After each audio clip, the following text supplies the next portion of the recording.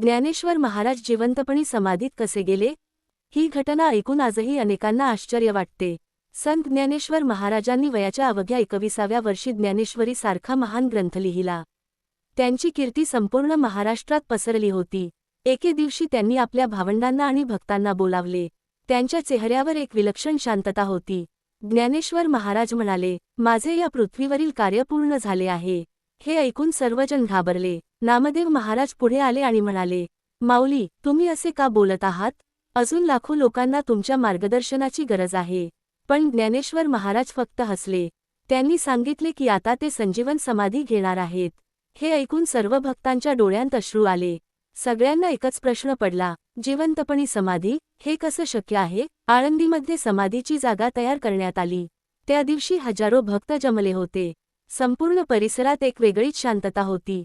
ज्ञानेश्वर महाराज समाधीस्थानी आले. त्यांनी सर्वांना आशीर्वाद दिला. नामदेव महाराज आणि इतर संतांचे डोळे पाणावले होते.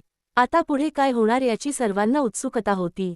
ज्ञानेश्वर महाराज समाधीमध्ये उतरले. त्यांनी ध्यान लावले आणि मग समाधीचा दरवाजा हळूहळू बंद करण्यात आला.